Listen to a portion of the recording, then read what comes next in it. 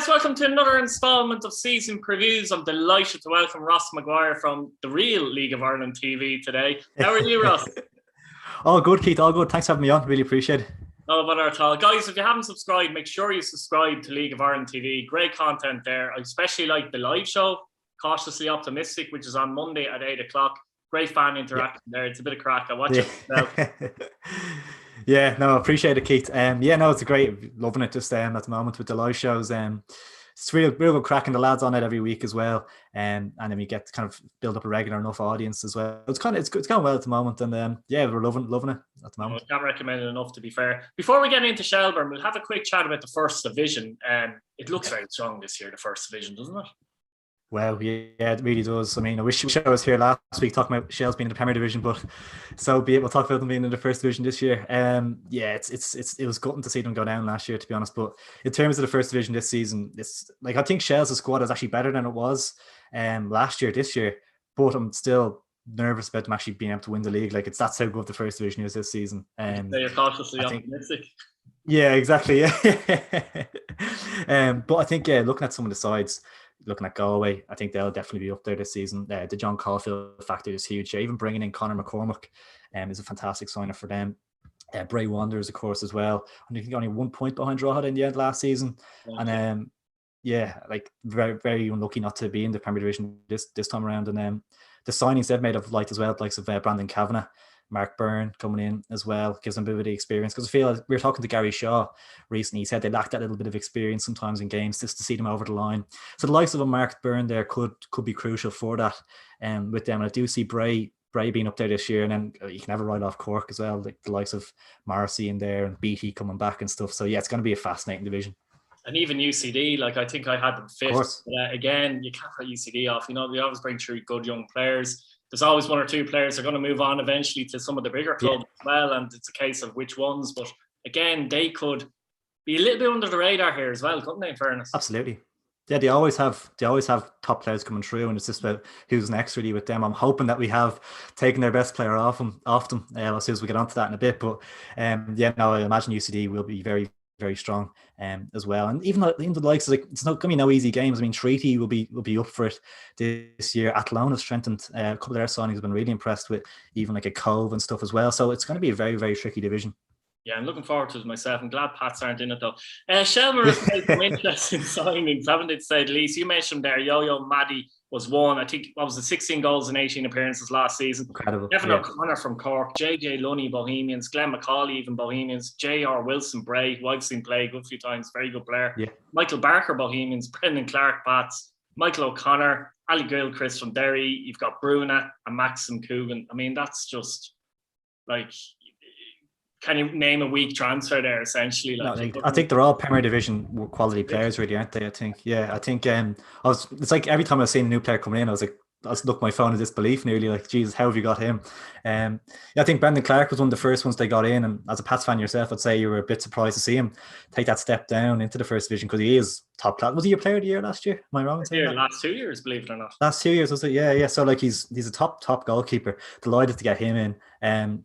As you say, J.R. Wilson was a good one in from Bray, wasn't it, last year? So he looked good. I didn't see an awful lot of him, but I heard he looked really, really good.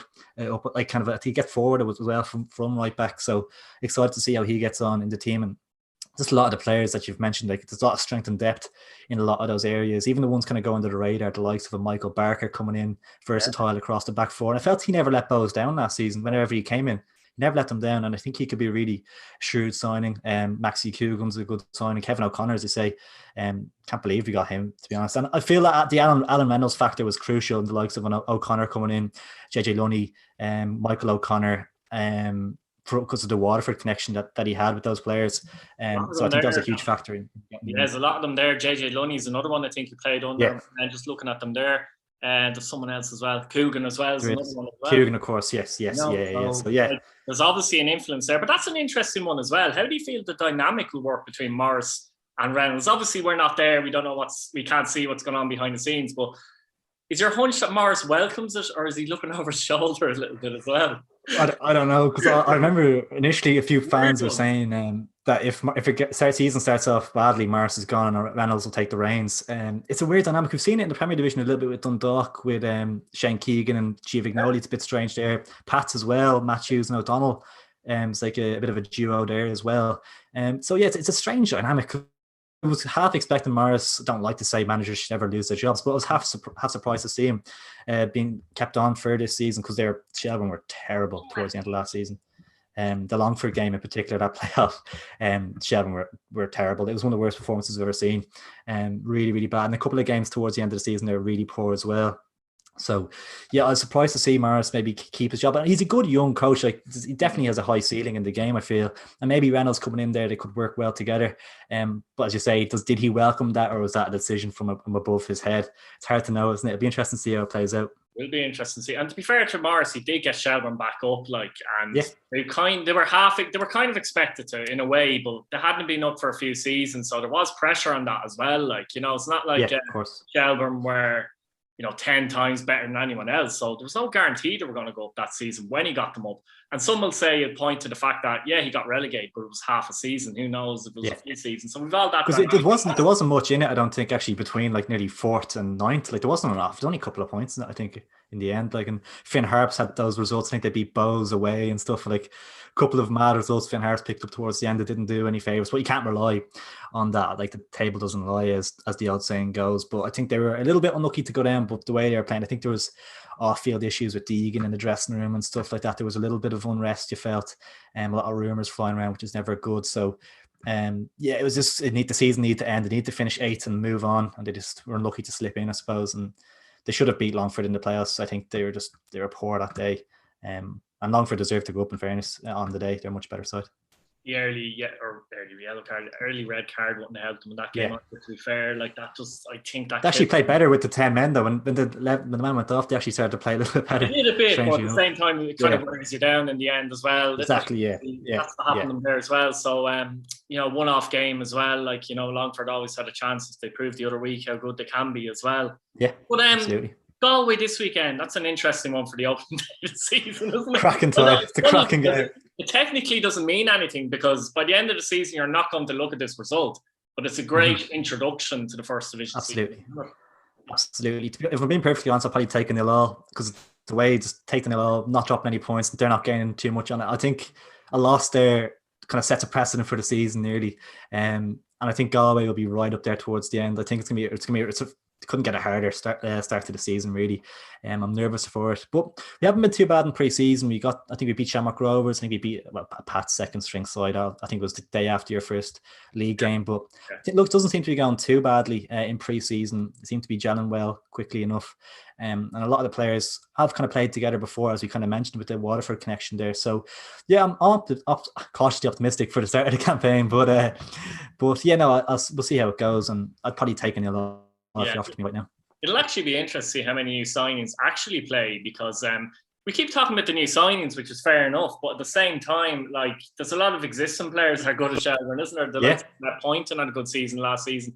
Sean Quinn in the middle of the park. Obviously, you've Luke Byrne there. Who else have you got? Fernandez out in the wing. Dale Rooney. Keeping Ryan Brennan as well was big, I thought, as well. Yeah. There's a lot of good players we kept on.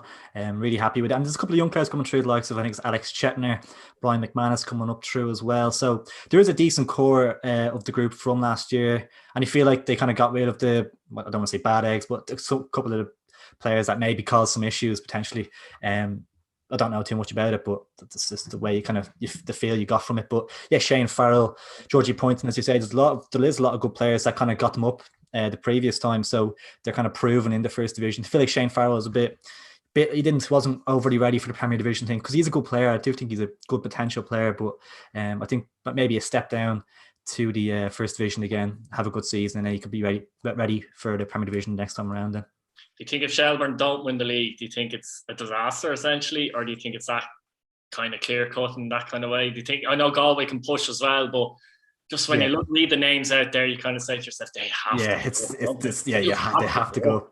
I think I do think actually that that two teams from the first division will go up this season. I do think that the team that finished in ninth in the Premier Division could be in a lot of trouble, given the strength of the first division. There's so many good sides in it, and whether it's a Bray, whether it's a Galway, whether it's the Shells in the playoff, it's going to be such a tough game for that ninth place team. Because a lot of the times you'd fancy that team to kind of stay up because they only have to play the one game, but this year very, very difficult. So yeah, it's going to be interesting, but yeah, as you say, I think there's a lot of pressure on Morris and Reynolds to get the job done and get them over the line. I think, I think like bringing in Maddie and stuff like that, like guaranteed 15, 20 goals.